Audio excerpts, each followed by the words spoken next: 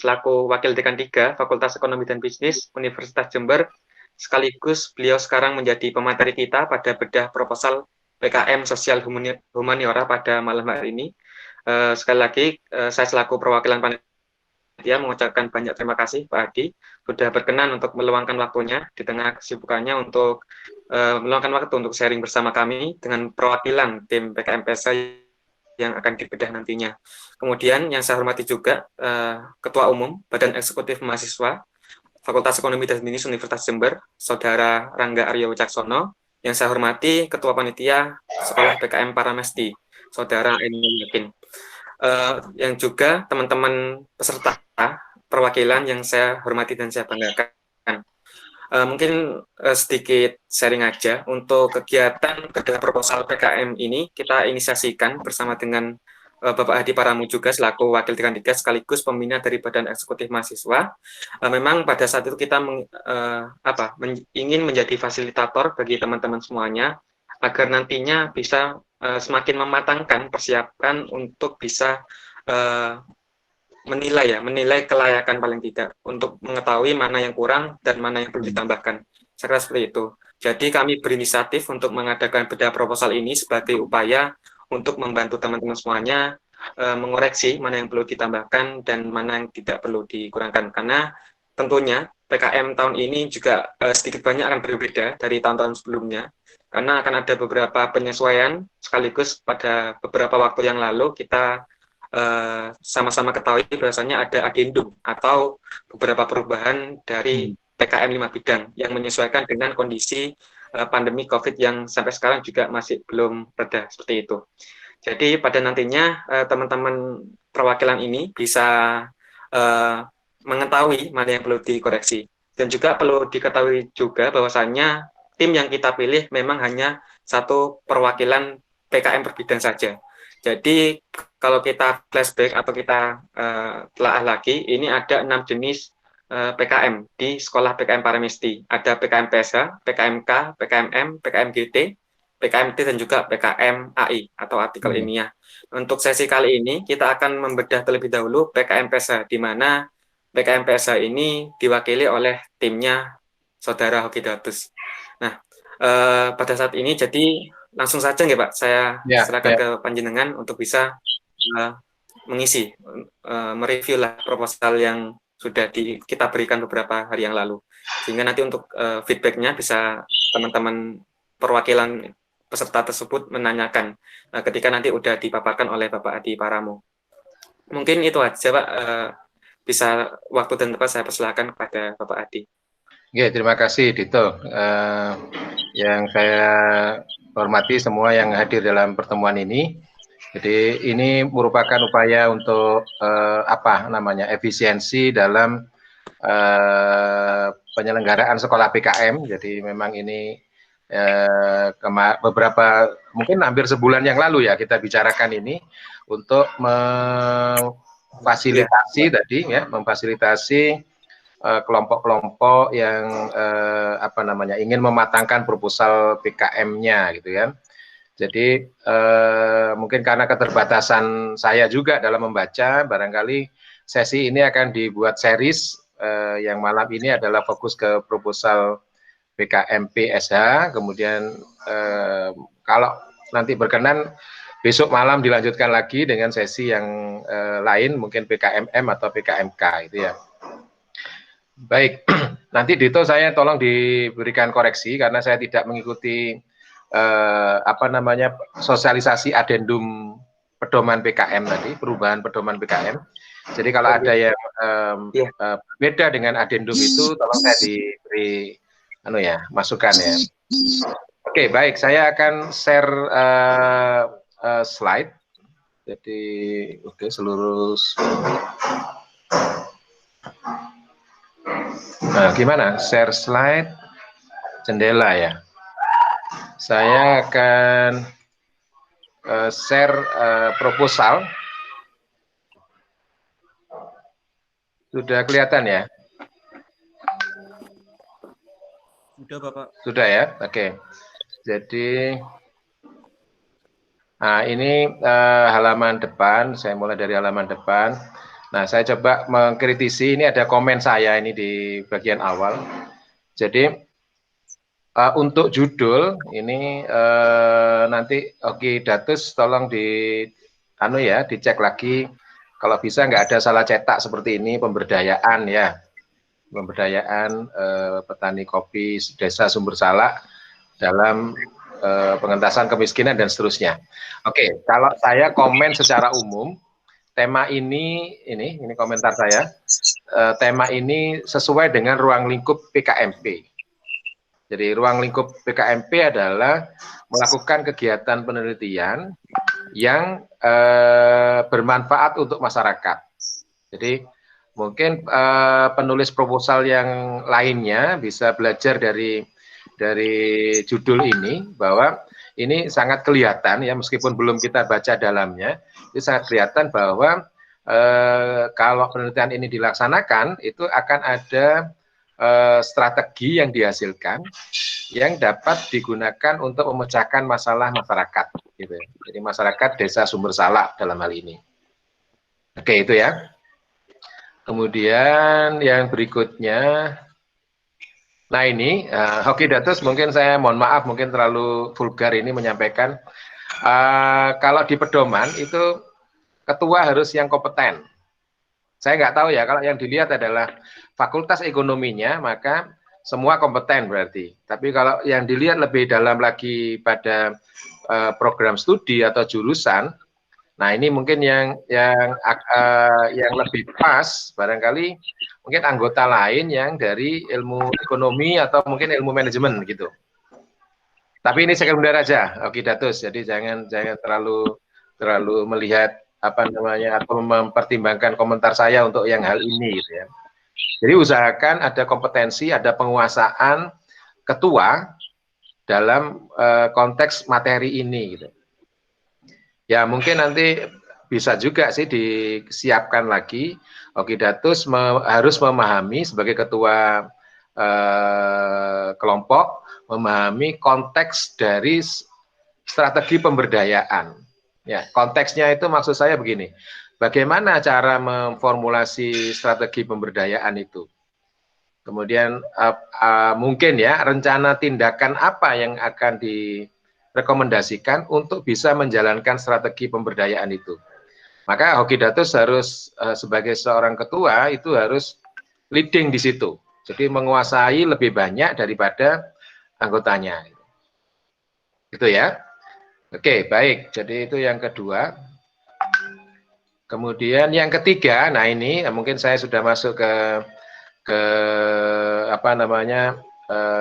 latar belakang. Ini saya tertarik, fenomenanya sebenarnya sudah bagus kalau menurut saya. Jadi fenomenanya adalah bahwa ada permasalahan pengelolaan perkebunan kopi rakyat kan gitu kan. Masalahnya itu ya. Jadi cukup bagus sebenarnya. Tapi kalimatnya ini yang mungkin menatanya, saya kira mungkin perlu diatur ulang gitu ya. Yang saya highlight ini, itu komentar berkaitan dengan komentar ini. Jadi menurut saya tidak ada yang salah dengan perkebunan kopi rakyat. Gitu. Jadi contoh ini ya, kalian menyebutkan begini. Namun pertanian kopi masih mengalami beberapa kendala. Salah satunya adalah perkebunan kopi di Desa Sumber Salak yang masih dikelola secara swadaya oleh masyarakat setempat gitu. Sehingga ini harusnya satu kalimat ini, jangan titik di sini, sehingga menyebabkan kurangnya inovasi dan pemasaran yang lebih luas. Nah, kalau menurut saya itu sebenarnya kopi rakyat itu tidak masalah. Jadi secara umum ya di perkopian nasional itu kan ada 3 cara pengusahaan atau cara pengembangan perkebunan kopi. Yang pertama adalah perkebunan kopi rakyat, perkebunan kopi yang dikelola oleh pemerintah, dalam hal ini seperti PTBN, dan perkebunan kopi yang dikelola oleh swasta. Itu. Jadi sebenarnya itu adalah 3 pilar, sehingga kopi rakyat ini itu bukan merupakan suatu masalah gitu. Masalahnya adalah pada pengelolaan yang masih apa nanti kurang inovatif dan sebagainya gitu. Jadi mungkin apa redaksinya itu diubah. Maksud saya perkebunan kopi rakyat itu bukan kendala. Jadi biarkan mereka itu ada, gampangnya begitu. Mereka memang ada, jadi faktanya mereka ada gitu ya. Dan masalahnya adalah kemampuan mereka tidak lebih baik misalnya gitu ya. Kalau mau dibikin perbandingan tidak lebih baik dari perkebunan kopi yang dikelola oleh pemerintah dan atau swasta misalkan. Gitu. Sehingga kemudian ini ada gap gitu ya. Kopi rakyat ini sebenarnya potensial ya dengan luasan yang segitu gitu kan ya, dengan potensi pengangkatan kemiskinan gitu ya, tetapi tidak bisa merealisasikan itu gitu. Tidak bisa merealisasikan bahwa kopi ini bisa menjadi komoditas yang bisa mendongkrak pendapatan masyarakat misalkan. Nah itu kan gap. Jadi kondisi idealnya adalah kepingin menggunakan kopi sebagai komoditas yang apa namanya bisa mengangkat masalah ekonomi masyarakat setempat, tapi kondisi existing adalah mereka kurang mempunyai inovasi dan pengetahuan pemasaran misalnya. Jadi itu gap. Sehingga yang kita permasalahkan adalah poin kurang inovasi dan pemasaran, gitu. Nah ini yang nanti kita akan selesaikan. Kalau ada gap, maka celah antara kondisi existing yang bawah, tangan saya yang bawah, dengan kondisi ideal tangan saya yang atas itu dipenuhi atau apa namanya diselesaikan dengan cara merumuskan strategi. Jadi itu, jadi mungkin ini sedikit apa namanya ya mencerna kalimat, tata kalimatnya secara umum mungkin sudah oke ya, tetapi perspektifnya tolong dibenahi. Kalau menurut saya begitu. Jadi saya ulangi, kepemilikan kopi oleh rakyat atau pengelolaan kopi oleh rakyat itu bukan kendala. Ya, itu bukan kendala. Kalau kalian ke desa Pedati ya di Kabupaten Bondowoso itu perhutani itu tidak bisa mengelola lahannya sendiri dan itu dipasrahkan kepada rakyat, kopi rakyat. Gitu. Tanamannya kopi. Nah itu artinya bahwa secara fakta pengolahan kebun kopi oleh masyarakat atau kopi rakyat itu memang ada gitu. Nah, problem mereka adalah mereka kurang jaringan, misalnya itu boleh disebutkan begitu. Itu ya, jadi mudah-mudahan ini bisa memperjelas. Nanti silakan dilanjutkan dengan diskusi, saya selesaikan dulu. Ya. Baik, itu yang kedua, atau yang ketiga ya. Nah, saya lanjutkan yang ini. Nah, ini. Jadi, coba saya naikkan. Nah, kalau menurut saran saya, jadi hasil penelitian ini sebaiknya tidak difokuskan pada lokasinya, ya, tidak difokuskan pada lokasinya, tetapi pada permasalahan pertanian kopi rakyat. Jadi maksud saya begini, kalian mungkin memang menurunkan strategi nanti kelompok ini, Hokidatus dan kawan-kawan itu akan menurunkan strategi pemberdayaan, memformulasikan strategi pemberdayaan dalam konteks masyarakat di sumber Salak.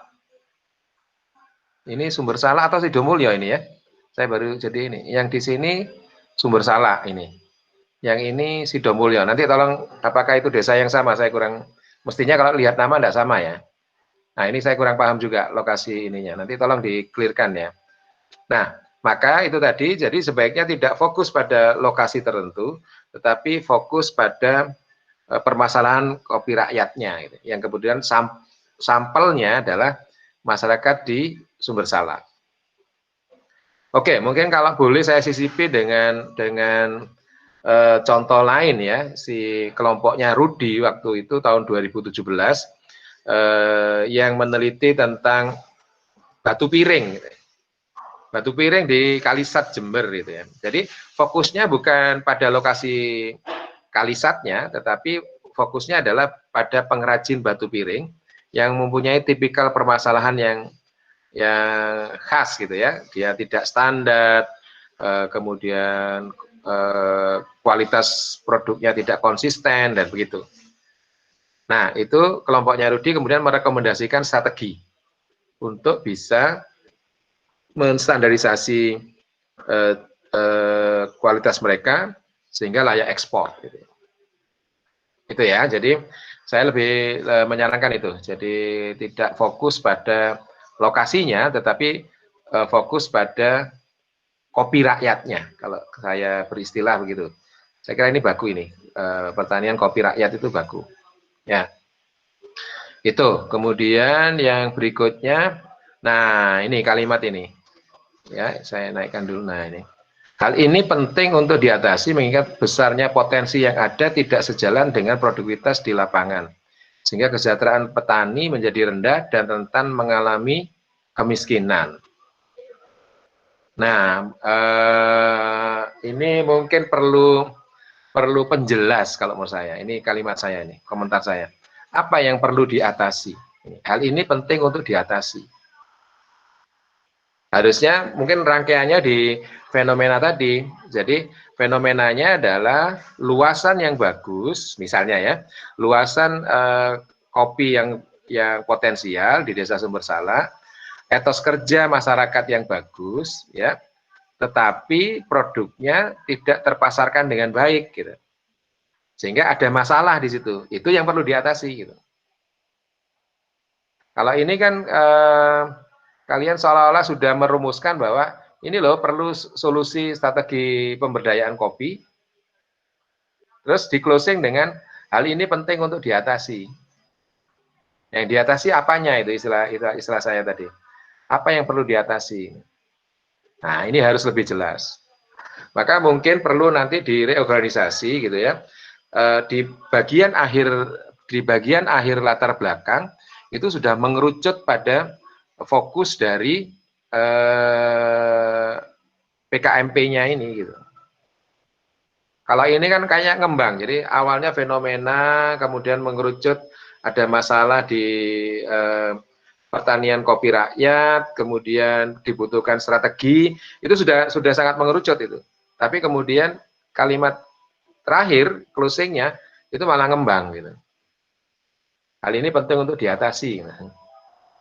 Kecuali loh kelompok ini mengatakan strategi ini penting untuk diformulasi karena untuk meningkatkan potensi mereka hanya bisa dilakukan dengan merekomendasikan strategi-strategi yang relevan untuk meningkatkan nilai ekonomi perkebunan kopi rakyat di desa itu.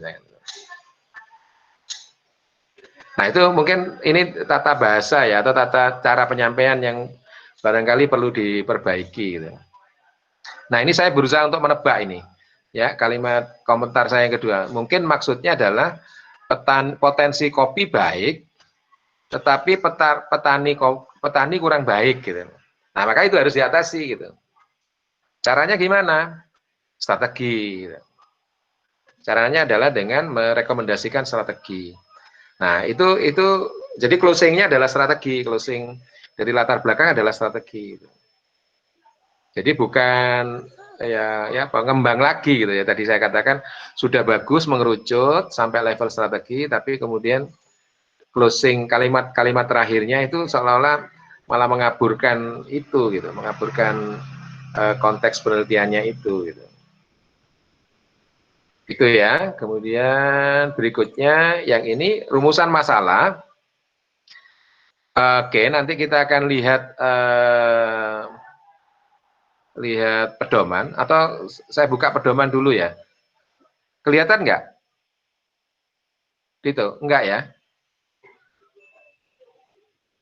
Oke, nggak bisa. Nanti saya akan sampaikan aja. Apa namanya? Saya akan ke situ. Coba.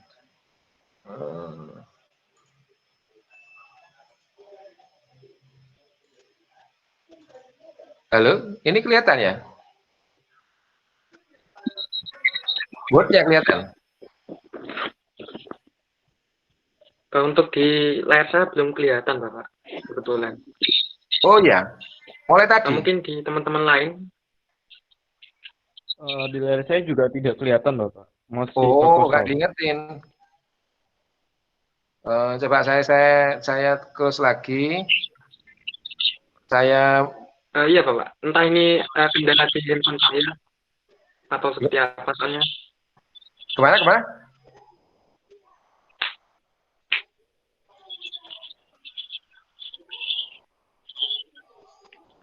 Ini kelihatan ini.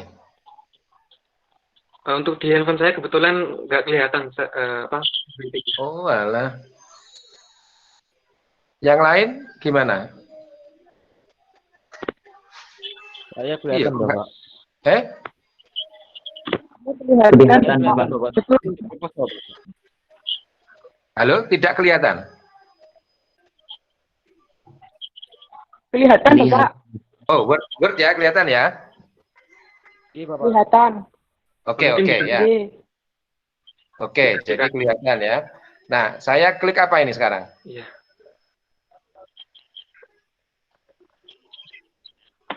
Klik huruf apa ini? Klik kata-kata apa? Rumusan masalah ya, kelihatan? Ini rumusan masalah, Bapak. Oke, ya.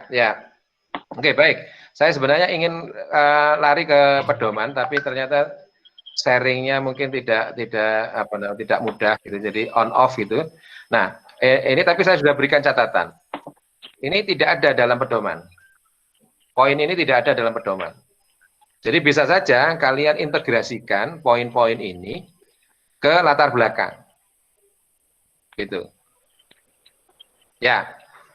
Oke, itu saya kira nanti kita bisa kembali ke pedoman ya. Nah, ini tujuan penelitian, ini kalau komentar saya, ini baru saya komentari 37 menit yang lalu. Nah, tujuan itu kalau bisa, bukan kalau bisa ya, kalau menurut saya, dia menunjukkan milestone dalam penelitian ini. Apa milestone itu? Langkah-langkah dalam penelitian ini. Jadi, saya sepakat dengan poin yang kedua, yaitu merumuskan model strategi pemberdayaan untuk meningkatkan, mungkin tidak meningkatkan produktivitas saja, tetapi nilai tambah kopi di desa Sumber Salah. Jadi isunya kan kalau tadi kalian bilang pemasaran ya, berarti pemasaran itu bukan berkaitan dengan produktivitas saja, tapi juga kualitas, kemudian jaringan juga gitu. Sehingga bukan masalah produksi saja lah maksud saya ya. Kalau di manajemen itu ada empat manajemen fungsional. Jadi marketing, operation, finance, human resource. Jadi kalau kalian berbicara marketing, itu berarti tidak berbicara production atau operation. Itu.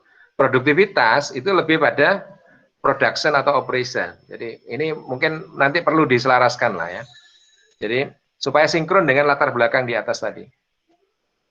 Jadi ini oke lah secara umum. Jadi nomor 2, merumuskan modelnya. Ya, merumuskan modelnya. Maka untuk bisa merumuskan modelnya, ini harus didahului dengan tujuan sebelumnya. Ya, jadi tujuan 1 ini kalau menurut saya bukan mengidentifikasi permasalahan. Ini saya komentari. Jadi sebenarnya untuk bisa merumuskan model strategi, kalian itu akan paling tidak menerapkan SWOT analysis. Gitu. Jadi untuk nomor 2 itu diselesaikan dengan SWOT analysis. Nah, tentunya untuk bisa menerapkan SWOT analysis, yang perlu kalian lakukan adalah mengidentifikasi SWOT, bukan mengidentifikasi permasalahan. Tapi mengidentifikasi kekuatan, kelemahan, peluang, dan ancaman pertanian kopi rakyat di desa itu. Nih, kalau mungkin saya melihat begitu. Jadi bukan melihat masalahnya kemudian diatasi strateginya. Tapi untuk membuat strategi kalian harus menerapkan SWOT ini. Gitu. Jadi langkah pertama adalah mengidentifikasi kekuatan, kelemahan, peluang, dan ancaman. Masalahnya tadi di latar belakang sudah jelas, yaitu masalah tidak inovatif, pemasaran yang tidak luas, dan seterusnya, dan seterusnya. Gitu. Nah, kalian mau menyelesaikan masalah dengan tujuan ini. Gitu. Itu ya, nanti mungkin kita bisa lanjutkan lagi. Jadi itu kan, jadi runut gitu ya, ada apa namanya, alur yang mudah untuk dicerna gitu. Ini jadi keterampilan juga ini, maka PKM ini sebenarnya kan juga ajang latihan. Nanti kalian skripsi itu juga begini cara berpikirnya, gitu. Oke ya, itu ya. Baik. Jadi tujuan sebaiknya dibuat sebagai apa namanya tadi istilah saya adalah milestone untuk mencapai atau menjawab tema tadi. Temanya kan strategi pemberdayaan. Untuk bisa nyampe di strategi pemberdayaan itu butuh milestone apa saja itu. Jadi poin 1 dan 2 itu nanti disinkronkan dengan itu gitu ya. Baik. Nah, ini urgensi. Lagi ini saya akan nanti kita akan bedah pedomannya di atau mungkin dikoreksi barangkali ada di adendum ya. Adendum pedoman di pedoman yang ada itu tidak dipersyaratkan secara eksplisit. Tetapi diganti dengan keutamaan penelitian, itu ada. Jadi keutamaan penelitian, ya mungkin kurang lebih sinonim dari urgensi penelitian. Tapi untuk memudahkan reviewer sebenarnya, ya kasih judul yang sama seperti yang diatur dalam pedoman, gitu ya. Oke. Nah, ini sekali lagi nanti tolong dibaca bahwa kata kuncinya adalah inovasi dan creativity. Gitu. Ini saya scanning aja ya. Nah, itu. Produktivitas kopi yang ada cukup rendah. Jadi tolong gini, meluruskan atau menyamakan pandangan dulu. Kalau produktivitas itu berkaitan dengan hasil panennya. Gitu. Hasil panennya sekali lagi ya. Jadi bukan pendapatannya itu. Ini kelihatannya mau mengarah pada pendapatan. Karena kurang inovasi, kurang kreativitas, pemasarannya tidak maksimal sehingga pendapatan petaninya cukup rendah gitu. Bisa saja produktivitas mereka bagus gitu loh. Hasil per hektarnya bagus gitu. Itu kan produktivitas gitu. Tetapi karena mereka gagal mengolah gitu ya, tidak tahu cara mengolah, tidak tahu cara menjual misalkan, maka kemudian pendapatan mereka rendah. Mereka hanya bisa menjual produk primernya saja. Gitu. Dan dia sangat bergantung pada apa misalnya tengkulak misalkan, dia nggak punya akses pasar. Misalnya. Jadi maka ini perlu diluruskan. Jadi kalian harus punya konsep yang lebih tepat gitu ya. Itu. Oke, jadi secara konten urgensi ini bagus, sudah saya kira oke ya. Jadi urgensi atau keutamaan penelitian itu menunjukkan pentingnya penelitian ini. Jadi tadi ya kalau saya tarik lagi mundur, fenomenanya petani punya potensi bagus. Kemudian faktanya adalah mereka mempunyai nilai tambah atau pendapatan yang rendah. Gitu. Nah, ini bisa dianggap sebagai gap, maka kalian menganggap bahwa solusinya adalah strategi pemberdayaan. Sehingga jika strateginya ini ditemukan, pendapatan mereka akan meningkat. Nah, itu jadi konteks urgensi penelitian itu, pentingnya penelitian. Jadi kalian tidak sekedar ingin meneliti gitu ya, tetapi ada misi tambahan yaitu karena kalian ingin menyelesaikan permasalahan di masyarakat tadi. Oke ya, itu urgensi, kemudian saya lanjut. Oke, luaran ini saya tegaskan saja. Jadi ini sudah sesuai. Luarannya adalah artikel ilmiah dan rekomendasi. Mungkin ini ditambahi dengan rekomendasi strategi pemberdayaan yang tepat. Ya, saya kurang paham juga dengan istilah yang dimaksud dengan istilah model strategi di kalian gitu ya. Kalau model jadi kalau model strategi itu bisa jadi model gitu ya. Arti model itu kan interaksi antar pihak-pihak gitu ya. Jadi model pengembangan strategi misalkan. Model pengembangan strategi itu adalah apa namanya? Menggambarkan interaksi antara pihak-pihak yang terkait untuk mengembangkan strategi. Kalau strategi pengembangan beda lagi. Jadi pengembangan strategi dengan strategi pengembangan beda lagi. Ya, nanti tolong dibaca lebih detail lagi, direview lagi. Kan kita masih cukup waktu. Nah, oke. Ya, lagi luarannya udah sesuai. Jadi artikel ilmiah tentang ini strategi pemberdayaan. Wah, ini kelompoknya Hoki Datus sih seneng copy paste kayaknya. Pemberdayaannya salah tidak hanya di atas tadi, di sini juga salah, ini tambahi M mestinya ya. Gitu. Jadi hati-hati, tolong ada proofreading ya, dibaca ulang, kemudian secuil pun kalau bisa tidak ada salah cetak. Ya. Nah, oke, saya komen di sini, jadi bisa disebutkan Sinta 1 atau Sinta 2. Jadi begini, ini mungkin kalian tidak terlalu tahu, tapi ini sekarang saya berikan informasi. Jadi jurnal nasional itu terindeks Sinta mulai dari kelas yang pertama, S1, Sinta 1, sampai Sinta 6. Itu. Nah, yang dianggap sebagai yang ekivalen dengan jurnal nasional terakreditasi itu adalah yang terindeks Sinta 1 dan Sinta 2. Itu. Maksud saya ini saya mau memberikan penajaman, jadi sebaiknya adalah disebutkan Sinta 1 atau Sinta 2 gitu. Jadi tidak ada Sinta. Karena kalau begini kalian bisa saja ngirimnya ke jurnal Sinta 6.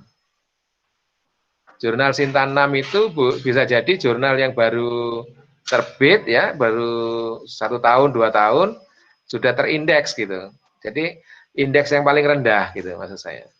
Tapi kalau kalian spesifik menyebutkan Sinta 1 dan 2, maka itu sudah semua orang paham bahwa yang dimaksud adalah jurnal yang terakreditasi. Gitu ya. Baik. Oke, ini yang kedua tadi saya nambahkan di sini yang di luarannya adalah rekomendasi strategi kalau menurut saya. Jadi luaran itu kan hasilnya ya, outputnya. Output penelitian ini apa? Nah, luarannya adalah rekomendasi strategi. Jadi kalian melakukan aktivitas penelitian yang pada akhirnya adalah menemukan strategi yang tepat. Gitu. Terus apa yang bisa diberikan? Ya kalian merekomendasikan temuan itu kepada masyarakat. Jadi tidak cukup pada formulasi saja, tapi kalian merekomendasikan. Ya, oke, lanjut lagi. Manfaat. Jadi ini nanti tolong dicek. Jadi kalau menurut saya ini terlalu umum. Yang ini sedang saya highlight ini itu terlalu umum. Hasil ini akan menjadi bahan studi literatur. Wah, itu terlalu umum. Maksud saya begini ya, nanti bisa di-share juga. Jadi kalimat ini di copy paste ke kelompok PKMP yang lain itu masih jalan, apapun topiknya. Misalkan Dito misalkan punya kelompok PKMP, judulnya apalah gitu ya, tidak copy misalkan, tapi ditempel dengan manfaat ini masih bunyi. Gitu.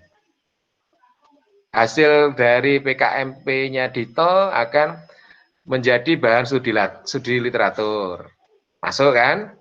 Nanti kelompok yang lain begitu lagi, tempeli dengan kalimat ini, masuk gitu ya, nggak ada yang salah gitu ya. Tetapi jadi kurang spesifik. Literatur apa yang mau disumbangkan oleh penelitian ini? Gitu.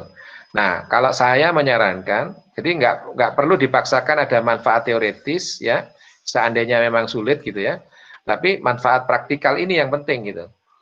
Nah, kalau saran saya adalah buatlah redaksi manfaat yang spesifik. Sehingga ukuran spesifik itu apa? Kalau kalimat itu di copy paste, jadi misalkan kelompok hoki datus nulis seperti saya sangat menulis sesuatu yang sangat spesifik, manfaat yang spesifik. Kemudian kalau di copy paste di kelompoknya Dito misalkan, nggak akan jalan, nggak bunyi gitu, nggak matching itu yang saya katakan spesifik. Gitu. Jadi hindari yang manfaat terlalu umum. Kalau zaman saya dulu S1, itu manfaatnya apa? Sebagai sumbangan pemikiran untuk pengembangan bisnis pada objek yang diteliti.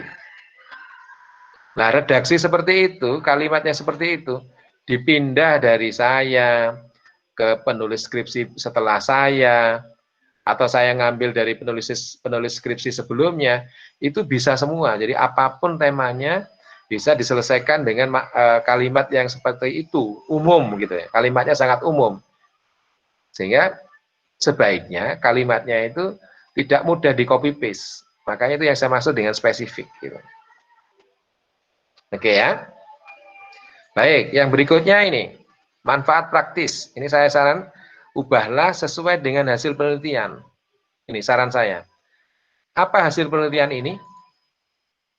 Oke, Datus bisa kasih masukan nggak ke saya? Apa hasil penelitianmu nanti, Oke Datus? Halo? Ya. Begini Pak, iya. Untuk hasil penelitiannya itu yang pertama mencari menganalisis permasalahan yang ada, yang permasalahan yang benar-benar dialami gitu Pak oleh masyarakat. Yang kedua, solusi yang berbentuk strategi itu Pak, strategi pemberdayaan itu atas permasalahan yang ada, permasalahan yang real di lapangan gitu Pak.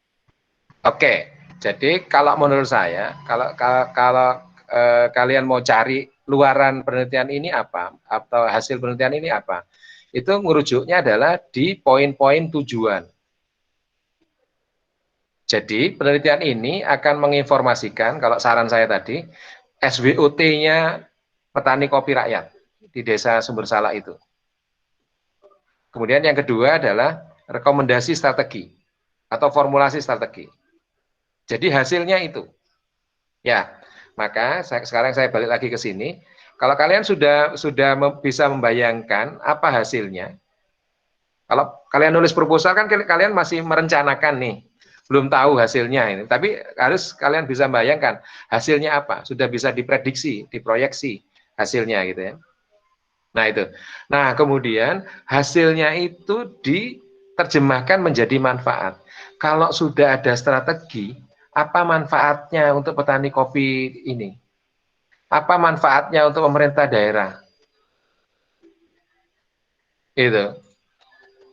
Jadi kalau menurut saya, kalau kalian sudah menemukan strateginya, maka ya kalau ini terlalu berani sih kalau menurut saya. Jadi langsung apakah strategi itu dapat mengatasi permasalahan kopi rakyat? Kok saya nggak yakin. Bukan karena kalian mahasiswa, tapi ini cara berpikir skeptisnya begitu. Karena ada berbagai cara untuk mengatasi permasalahan. Strategi itu salah satunya gitu. Dari sekian banyak itu.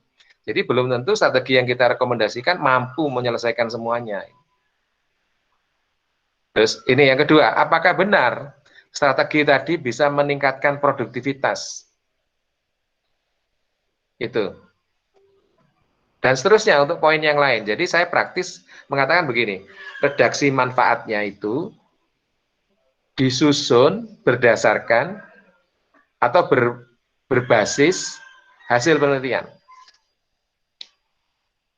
Jadi kalau hasilnya adalah formulasi strategi, manfaat dari formulasi strategi untuk petani kopi itu apa, untuk pemerintah daerah itu apa, untuk ada lagi nggak nomor 3? Oh nggak ada, hanya 2.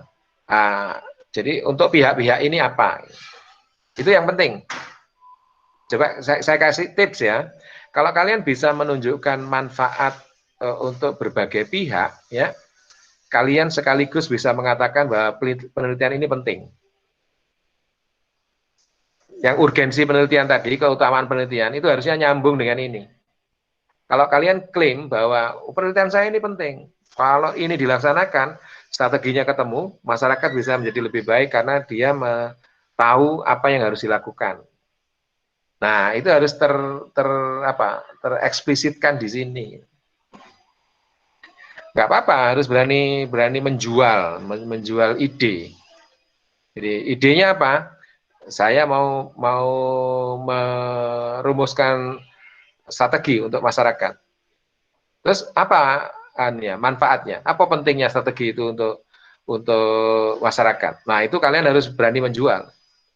Sekarang ini kan kalian mau menjual ide kalian kepada reviewer PKMP SH itu. Nah, itu ya. Oke, kemudian di bab 2 kayaknya saya hanya berhenti di sini ya. Bab 2 saya pendek ini memberikan komentar, saya nggak membaca isinya, tapi saya baca subbabnya. Jadi tolong baca pedoman. Okidatus dan kawan-kawan tolong baca pedoman. Ini komentar saya, isinya tidak memperkaya, isinya bab 2 ini tidak memperkaya isi proposal.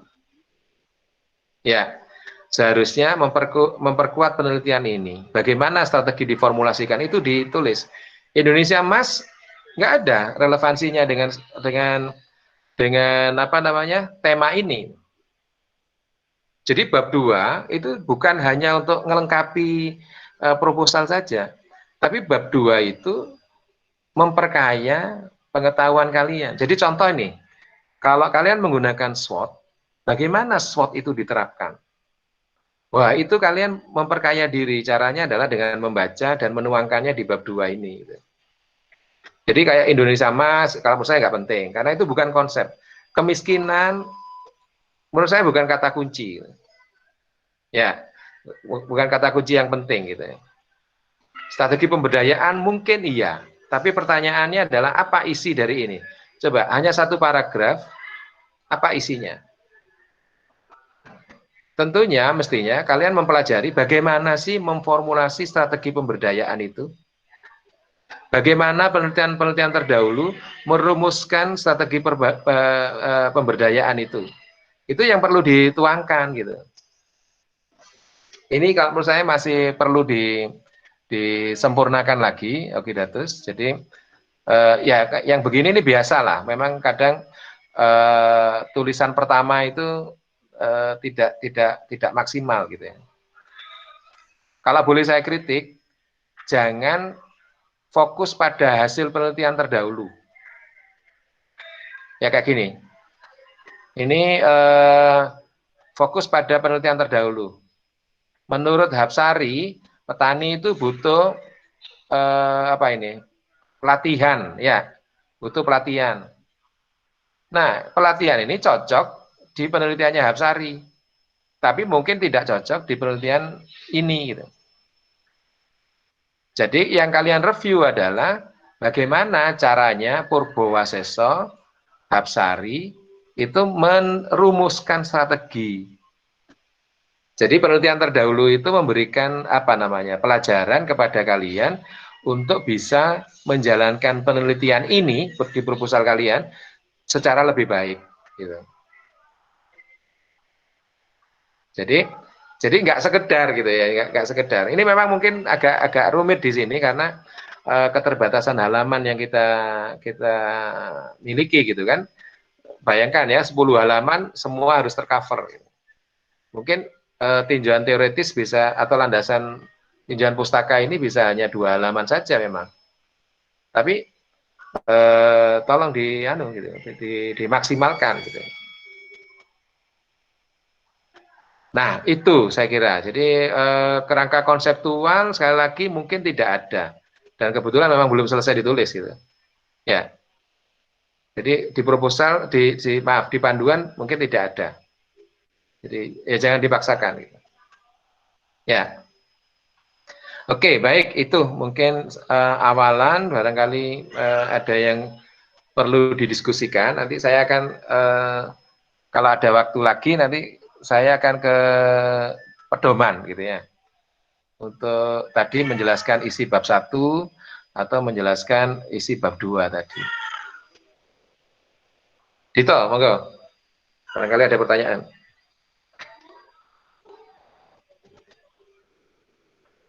Oh, Dito tidak ada. Oke, Datus, mungkin ada pertanyaan. Baik Bapak, ternyata Mas Tito gak ada. Ini saya langsung aja nih Pak. Ya, monggo silakan, Tanya. apa-apa. Ini sedikit menyamakan pemahaman aja sih sebenarnya Pak. Untuk Ya, yang pertama tadi itu, yang Sido Mulyo itu penelitian terdahulunya Bapak. Jadi saya sebutkan di situ, yang Sido Mulyo Silo itu Bapak. Jadi ya, penelitiannya tetap di Dodokompo. Terus untuk apa? Fokusnya itu Bapak.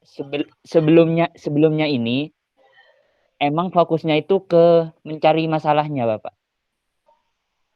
Menggali permasalahan yang ada gitu di masyarakat. Ternyata setelah dijelaskan oleh Bapak Hadi barusan lebih terbuka ke bagaimana cara merumuskan strategi gitu. Itu ya. sih. Mungkin itu yang masih perlu diperbaiki. Terus yang perlu didiskusikan sama teman-teman dan juga dosen pembimbing juga. Ya, jadi gini, kalau nanti dosen pembimbingnya Bu Leli ya. Jadi maksud saya gini ya, Datus. Jadi kalau kamu mengidentifikasi masalah, itu mirip seperti penelitian pendahuluan. Gitu. Ya memang mungkin kalian Hoki Datus dan kawan-kawan harus melihat atau melakukan penelitian pendahuluan apa benar ada masalah di desa Sumber Salak. Berarti kan harus tahu masalahnya itu. Oh iya ya, produktivitas bagus. Tadi yang saya katakan gap tadi ya. Gap. Jadi produktivitas bagus, tapi marketing gagal gitu. Atau marketing mereka masalah gitu. Mereka tidak punya channel, mereka tidak kreatif, tidak inovatif. Tadi kan kata kunci itu ya. Nah, kemudian ada gap gitu kan, ada 2 titik ya, 2 titik tangan kiri saya dengan tangan kanan saya. Itu ada gap. Ya, ada gap sehingga kemudian untuk loncat dari level di tangan kiri saya ke level yang tangan kanan saya itu perlu strategi. Gitu. Jadi sekarang mereka tidak inovasi, tidak inovatif dan tidak kreatif. Idealnya mereka petani inovatif dan kreatif, gitu kan? Nah, untuk bisa loncat satu anak tangga atau beberapa anak tangga perlu strategi. Jadi gapnya di situ. Jadi kalau menurut saya adalah fokusnya adalah pada tadi sudah formulasi strategi. Jadi tidak lagi kalian menjajaki kira-kira ada masalah enggak ya di sana.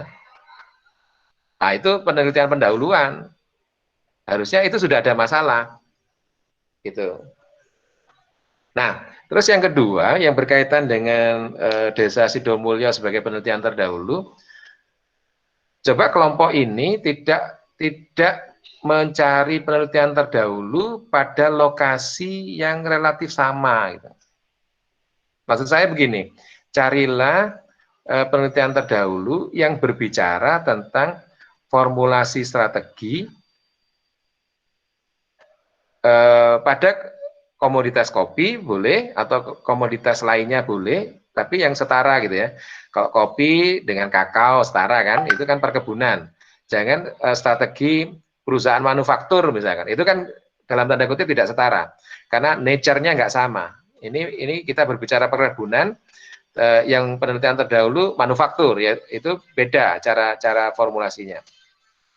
Tapi misalkan model pengembangan strategi kopi di Sumatera misalkan, atau di Kalimantan, atau di Sulawesi misalkan, itu bisa. Jadi tidak harus mencari penelitian terdahulu yang di sekitar itu, sehingga Sumber Salak, Sidomulyo, ini kan satu kawasan yang sama misalnya, nggak perlu.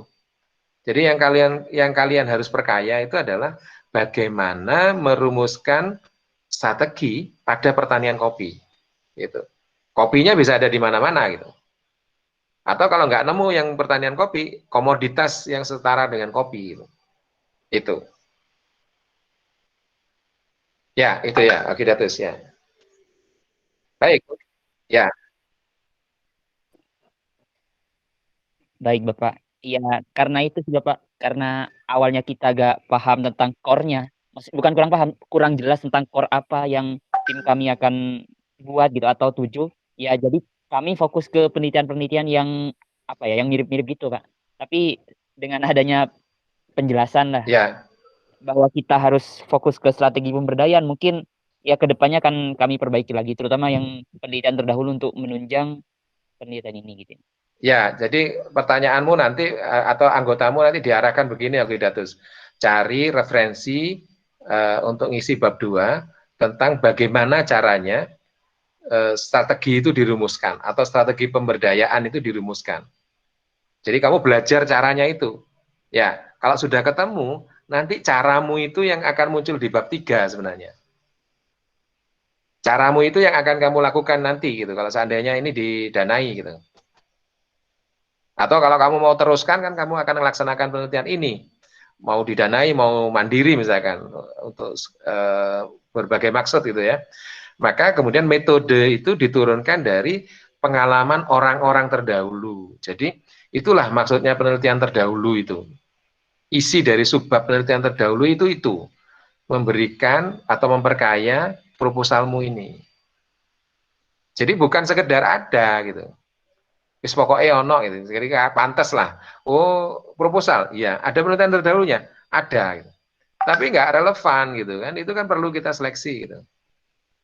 Kebetulan sih sebenarnya kalau kalian lihat di lembar evaluasi itu bukan bagian yang dinilai ya. Nanti ya kalau kalian fokus ke situ jangan terlalu maksimal lah dalam tanda kutip ya. Tapi kalian fokus pada apa namanya, orisinalitas, misalkan kreativitas dalam berpikir, kemudian kecocokan antara tujuan dengan metode, itu tolong sangat diperhatikan gitu. Nanti kalau sudah bicara bab 3 mungkin saya akan lebih fokus lagi gitu ya. Itu. Baik, mungkin ada lagi. Atau saya geser ke pedoman dulu ya. Saya geser ke pedoman dulu biar clear. Nah, ini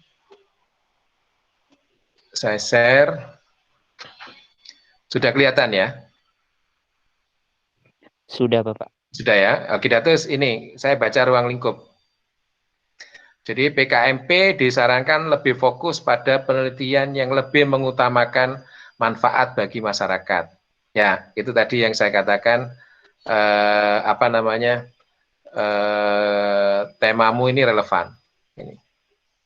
Ya, itu.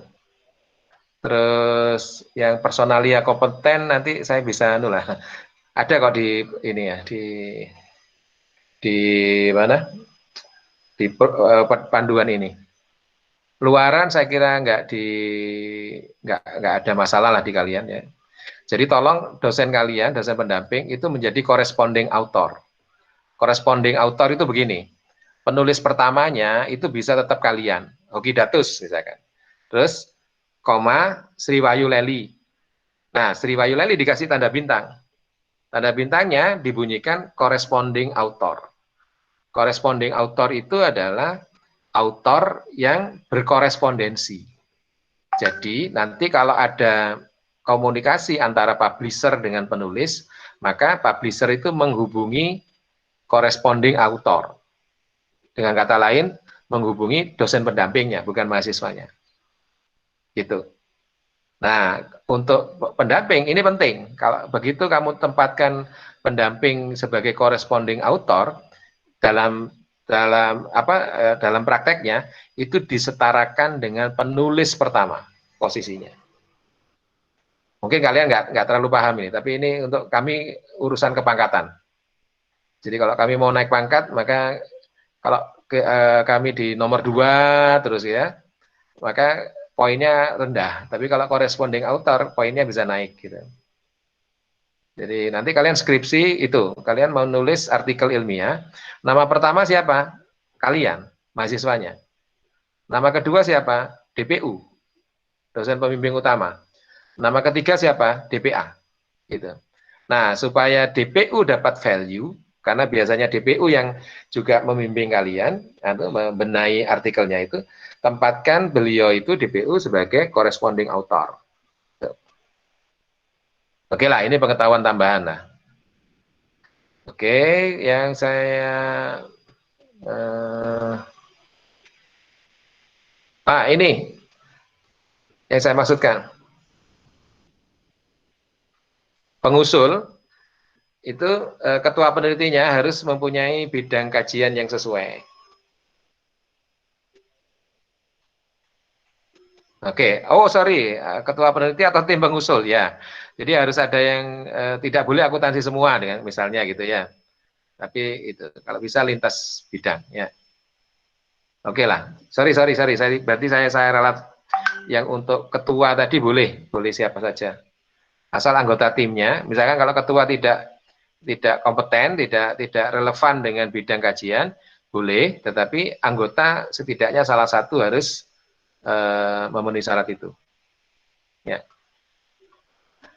Oke, yang nanti margin dan sebagainya, Hakidatus diperbaiki ya. Ini tolong dibaca gitu.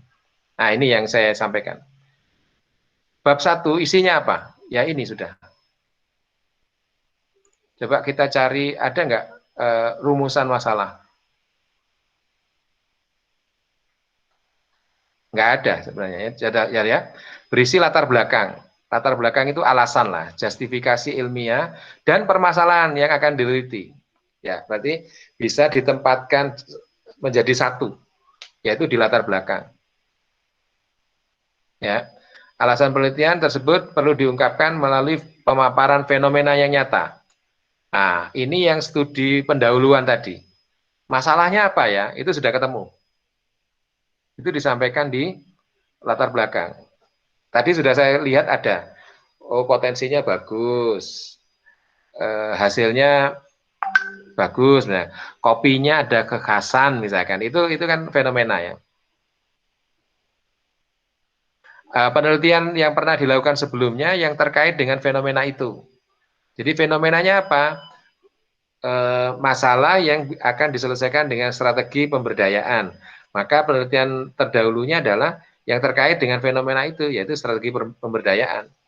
Jadi kalau bisa jangan satu Purbawaseso saja, agak banyak, nggak perlu diuraikan satu-satu, tapi itu akan tercermin di daftar pustaka nanti. Kalau kamu hanya merujuk Purbawaseso saja, oke Datus, dan sebuah Hapsari, maka di daftar pustakamu hanya ada 2 itu, nggak boleh lebih. Tapi kalau kamu nyebutkan nama orang-orang yang kamu rujuk semuanya di dalam latar belakang, daftar pustakamu boleh lebih panjang. Gitu. Itu hati-hati itu. Yang sering terjadi di mahasiswa adalah daftar pustakanya lebih banyak daripada kuotasi di dalam bab 1 sampai bab 5. Sorry, bab 1 sampai bab 4 gitu. Ngomong jeleknya begini, nggak pernah dirujuk, nggak pernah di quote, ya, nggak pernah disebut namanya di dalam bab, tapi muncul di daftar pustaka gitu. Wah, itu salah kaprah itu. Oke, jadi kesenjangan yang terjadi antara kondisi saat ini dengan kondisi seharusnya, itu yang saya istilahkan gap. Ya, mereka itu harusnya inovatif, tapi faktanya tidak inovatif. Nah, itu gap. Kondisi saat ini tidak inovatif. Kondisi seharusnya inovatif. Nah, kemudian apa yang harus dilakukan? Strategi. Itu udah bagus, kerangka berpikir kalian sudah bagus itu. Gunakan pendekatan yang seperti itu. Oke, dituliskan pada bab ini tujuan khusus penelitian, ya. Tujuan khusus, manfaat tadi ada, keutamaan. Nah, ini kalian belum menyebutkan subbab ini. Temuan yang ditargetkan, coba ini. Apa ini? Kan belum ini kan? Kontribusi penelitian terhadap ilmu pengetahuan. Luaran penelitian sudah ada. Ya, itu. Nah, sekarang bab 2. Oke, bab ini menguraikan hasil temuan peneliti lain. Berarti ingat, oke Datus, tidak ada lagi penjelasan konsep. Apa itu Indonesia Emas? Apa itu strategi pemberdayaan? Kayaknya tidak perlu gitu. Jadi fokus pada hasil temuan peneliti lain, ya, yang menjadi landasan disusunnya proposal. Tinjauan pustaka bukan kumpulan teori. melainkan merupakan rangkaian hasil yang sudah dikenali dan mempunyai sebuah atau beberapa alur pikir tentang terjadinya suatu peristiwa ilmiah dan seterusnya. Jadi bukan clipping gitu ya, potong strategi, tempel, potong Indonesia emas, tempel, potong kemiskinan, tempel. Tapi nggak pernah terangkai jadi satu gitu. Gitu. Kalau saya memandang tema atau judul kelompok ini, kelompoknya Hoki Datus, itu adalah pada strategi pemberdayaan petani kopi rakyat. Indonesia emas, kemiskinan itu adalah frasa penjelas, bukan konsep utama. Gitu. Kalau saya kok yakin bab 3-mu nanti akan berbicara tentang bagaimana caranya memformulasi, bukan bagaimana caranya mengentas kemiskinan, atau bukan berbicara tentang Indonesia emas gitu. Itu. Oke. Saya stop sharing. Itu saya kira mungkin saya sudah balik ke pedoman. Mungkin ada yang perlu didiskusikan lagi.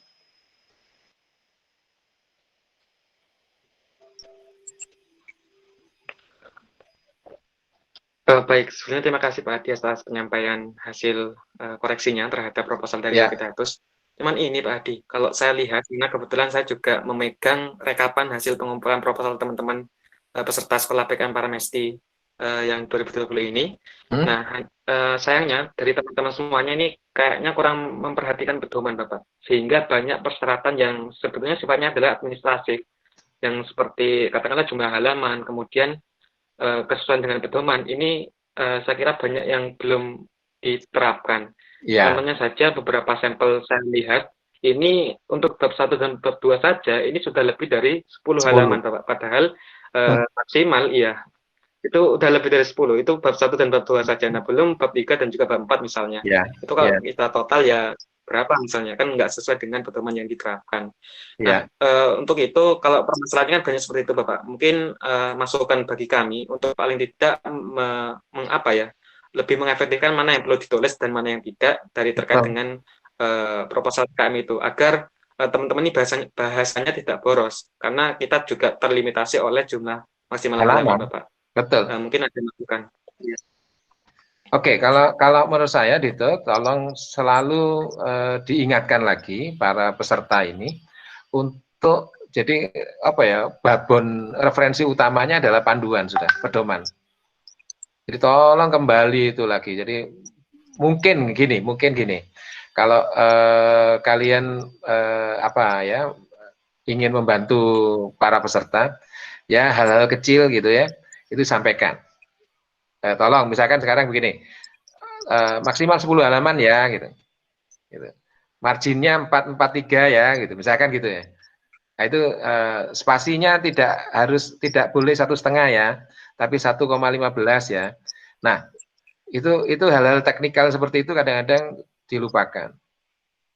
Nah, ini sekaligus jadi pembelajaran penting kalau menurut saya untuk kalian semua, tidak hanya untuk PKM sebenarnya, tapi juga untuk skripsi gitu. Kalau kalian bedah skripsi, kalau ada yang aktif di HMJ bisa melakukan itu, atau mungkin BEM menginisiasi webinar misalkan tentang kebiasaan buruk mahasiswa gitu ya. Apa yang terjadi di skripsi itu? Mahasiswa nggak pernah lihat buku panduan penulisan skripsi. Yang dilihat apa? Skripsi terdahulu. Saya buka rahasia. Kalau bimbingan saya atau siapa saja yang saya uji, kemudian menyebut skripsi sebagai rujukan, langsung saya stop. Nggak usah lihat skripsi. Kadang-kadang vita kompli gitu. Yang dirujuk siapa coba? Yang dirujuk adalah bimbingan saya yang terdahulu. Loh Pak, itu dulu bimbingan Pak Hadi ada yang begitu gitu. Loh emangnya bimbingan saya sempurna? Kan tidak. Mungkin saja pas longgar gitu kan, kemudian saya nggak fokus ke area itu sehingga bimbingan saya menulis yang seperti itu. Jadi nggak perlu dirujuk. Jadi yang dirujuk adalah buku pedoman dan kemudian sumber asli. kalian dengan kalian dengan kakak kelas kalian itu pada akhirnya sama, yaitu penulis skripsi. Jadi jangan mendewa-dewakan kalau menurut saya. Jadi ya udah setara aja itu. Nah, maka itu di PKM tolong mungkin panitia mengingatkan lagi agar back to guidance gitu ya. Kembali kepada pedomannya. Kamu coba cermati, Dito. Itu ada nilai yang mungkin pernah saya sampaikan di dalam pembukaan. Salah satu nilai tambah dari mengikuti PKM adalah berani patuh pada pedoman. Soalnya nggak patuh, langsung dibuang. Nggak peduli ini misalkan strategi pemberdayaan ini penting. Iya penting. Misalkan kalau saya reviewernya memang penting. Tapi loh gue nulis 20 halaman, saya nggak bisa. Mungkin egonya reviewer kayak gitulah kalau bahasa saya ya. Itu ya mungkin ada reviewer yang baik hati lah. Tapi saya yakin jangan-jangan yang menghitung halaman itu bukan reviewer, tetapi adalah resepsionis yang nggak ngerti PKM gitu kan, ditugasi sama reviewer. Itu kan nek lebih sama 10 buang ke tong sampah gitu. Dia kan nggak tahu baik apa tidak itu. Gak mikir gitu. Males mikir orang-orang teknikal yang seperti itu kan. Ya wis lah sesuai instruksi bos gitu kan. Itu. Jadi tolong ingatkan lagi. Gitu. Ini kan waktunya masih cukup ini ya. Jadi perbaiki lagi. Mungkin oke Datus, jadi mohon dipahami ya. Jadi terus terang silakan kalau ini saya kan second opinion ya. Jadi terus terang saya masih menganggap bahwa yang orang terpenting di kelompokmu adalah dosen pendamping. Dalam hal ini kalau saya sebut nama Bu Sri Wayu Leli. Jadi konsultasi dengan beliau. Ya. Jadi kan bisa saja beda perspektif misalkan. Ya. Itu. Jadi ya menimbang-nimbang gitulah. Jadi nggak harus apa yang saya sampaikan kemudian diadopsi. Gitu, gitu. Ya, terima kasih Pak Adi. Sedikit menyinggung juga Pak terkait dengan adendum Pak. Iya, memang ini Pak, untuk adendum ini sebetulnya kalau untuk bab 1 dan bab 2 saya kira belum ini ya, belum terlalu banyak masalah. Hanya saja memang kalau saya ngikutin, itu nanti yang berdampak langsung adalah luarannya Bapak. Sehingga nanti ini banyak apa namanya penyusunan di anggaran sebetulnya. Nanti mungkin akan kita bahas di pertemuan keempat ya Bapak, bab anggaran. Ya. Untuk anggaran ini banyak yang dibahas karena sifatnya adalah yang ketika ini diadakan secara normal, maka hal tersebut ada luring. Nah, cuman ketika ini situasi pandemi, maka banyak output luaran itu yang berubah menjadi berubah sifatnya digital, Bapak.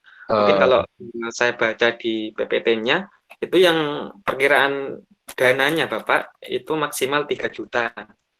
Nah, cuman ini masih mentah, artinya ini sepemahaman saya, kalau yang saya dapat di sosialisasi adendum PKM pada kalau saya nggak salah 10 dan 11 Juli waktu itu 2 hari. Ya, nah, ya. Akan tetapi memang untuk luarannya Bapak, karena nantinya ini kan sifatnya adalah daring. Artinya kalau saya baca ini harus difokuskan pada peninjauan data yang bersifatnya adalah sekunder. Jadi kita nggak bisa melakukan penelitian ataupun terjun lapangan secara langsung. Nah, mungkin nanti untuk sekedar masukan juga Bapak, karena teman-teman ini juga sekaligus proses mengerjakan bab 3. Dan tentunya untuk bab 3 kita akan submit ke panitia, ini insya Allah sebelum tanggal 15, jadi maksimal tanggal 14 kita akan submit bab 3. Nah, untuk metodenya nanti barangkali ada masukan Bapak, mengingat kondisinya juga seperti saat ini, terlepas dari konteks bab 1 dan bab 2 yang tadi juga udah banyak disinggung Bapak. Oke, ya, coba saya komentar dulu dengan yang RAB tadi ya, pergeseran dari penelitian luring menjadi penelitian daring gitu ya. Jadi penelitian yang langsung dengan penelitian yang online kan begitu ya. Jadi ya mungkin pertimbangannya adalah kondisi pandemi memang. Mungkin panitia mempertimbangkan itu. Nah, barangkali ini akan berimbas pada penelitian yang sedang tema yang sedang kita bicarakan ini. Temanya Okidatus dan kawan-kawan ini tidak bisa data sekunder. Ya harus nemoni, kalau berbicara kekuatan, ya kekuatannya petani. Bagaimana bisa mengetahui kekuatan petani? Ya harus nanyai petaninya gitu. Nah ini yang mungkin perlu diantisipasi ya Kidatus, jadi bagaimana nanti ini. Gitu. Nah yang kedua yang berkaitan dengan metode ya, kalau luring memang idealnya seandainya menggunakan data primer, itu ya kita memanfaatkan media seperti Google Form itu. Yang berarti respondennya adalah responden yang melek teknologi gitu. Ya saya aja, mohon maaf, mungkin saya salah ya. Nah, kalau petani kopi tidak concern dengan Google Form, ya mungkin tema-tema yang kita bicarakan ini jadi agak sulit gitu. Maka itu mungkin pernah nggak dengar bahwa ada penelitian yang kedengarannya baik, tapi tidak bisa dilaksanakan. Ya contoh tambahnya seperti sekarang ini. Jadi temanya tema PKMP Hoki Datus dan kawan-kawan ini baik enggak? Gitu. Baik kan itu kan? Strategi pemberdayaan untuk menyelesaikan masalah masyarakat. Tetapi kalau dibatasi semua harus daring, penggalian datanya harus daring, maka bisa jadi ini tidak bisa diimplementasikan dengan baik penelitian ini gitu. Jadi kedengarannya baik, tetapi sulit untuk dilaksanakan. Ya, nanti ditimbang-timbang lagi aja. Jadi secara teknis ya nanti kita cari cara lah. Tapi mudah-mudahan dananya tidak diperes sampai jadi 3 juta gitulah. Kayaknya meskipun daring 3 juta itu ya rada abot itu. Karena banyak yang ini gitu. Gitu. Oke, nanti yang metode ya kalau saran saya supaya konsisten, barangkali memudahkan saya juga, metode yang dibahas untuk PKMP itu ya metode kelompok ini gitu. Oh iya Bapak. Ya biar tuntas gitu. Jadi saya nggak geser. Jadi saya punya pandangan yang sudah ada gitu di saya gitu. Jadi nggak membaca dokumen yang baru gitu. Itu. Iya Bapak, nanti akan untuk itu kita komunikasikan lagi setelah pengumpulannya ya Bapak. Karena kebetulan untuk pengumpulan bab 3 ini kita sampai 14 Agustus dan ini kan ada 6 jenis PKM. Nah, akan tetapi satu jenis PKMP ini tidak ada perwakilan tim yang menyelesaikan proposal bab 1 dan bab 2. Nah, sehingga untuk PKMP kita belum dapat sampel untuk dibedah, Bapak. Ya. Nah, saya gitu sih. Cuman nanti untuk keruntutan, ya kita sangat mengupayakan agar tim yang sudah dibedah ini juga akan berlanjut ke bab berikutnya, seperti itu. Jadi nanti kita akan menjadi catatan juga bagi kita, Bapak. Ya, mungkin PKMT coba teman-teman akuntansi bisa leading di situ. Jadi misalkan teknologi yang dipasangkan adalah misalnya akuntansi sederhana untuk UMKM misalkan. Jadi luarannya itu. Sebenarnya saya pernah saran ke KSPM gitu. Nanti kalau bisa digugah lagi. KSPM itu berpotensi untuk PKMT. Jadi misalkan luarannya adalah membuat panduan investasi untuk apa namanya pelaku pemula, investor pemula. Jadi PKMT itu pernah saya sampaikan yang membedakan dengan PKMM adalah pada objeknya. PKMT sasarannya adalah masyarakat produktif. Nah, investor muda anggotanya KSPM itu adalah masyarakat produktif. Jadi kalau menurut saya itu bisa dijadikan apa namanya embrio untuk membuat PKMT gitu. Itu eman-eman loh, itu bisa jadi. Nanti luarannya sederhana aja. Luarannya apa? Buku panduan perdagangan. Saya yakin mungkin KSPM sudah punya itu, tapi kan belum pernah diformalkan gitu. Sayangnya nggak ada yang respon itu. Saya sudah bilang ke ketumnya untuk membreakdown itu.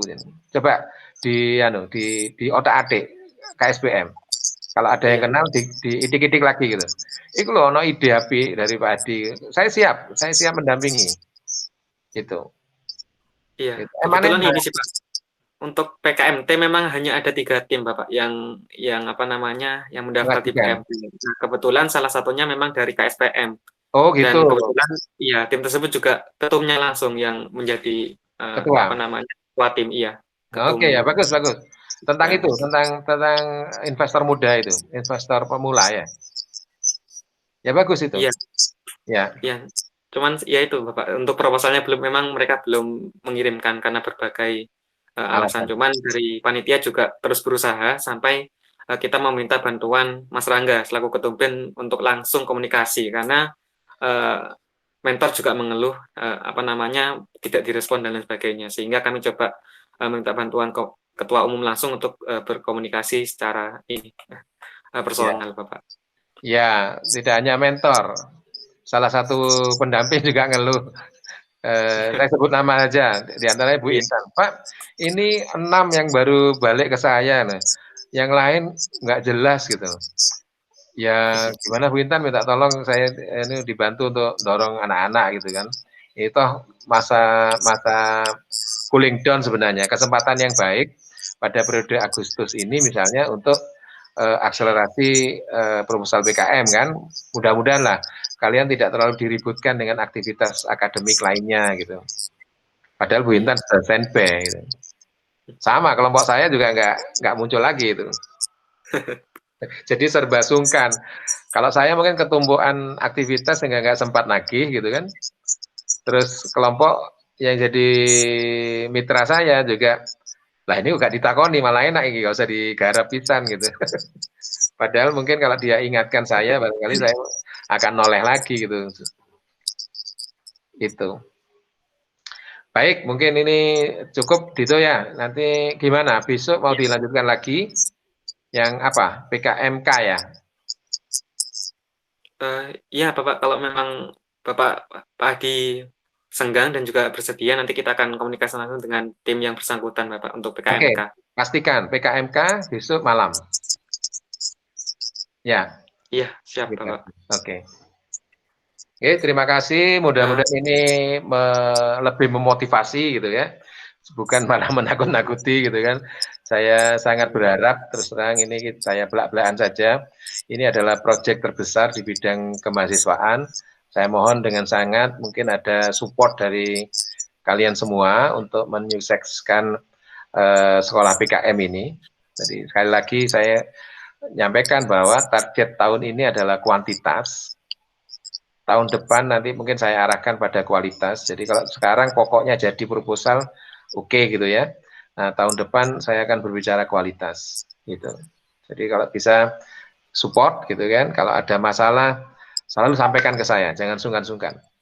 Jadi saya harus jadi bagian yang memecahkan masalah, fasilitator tadi. Bukan hanya tagihan aja. Mana proposalnya? Itu tidak menyelesaikan masalah.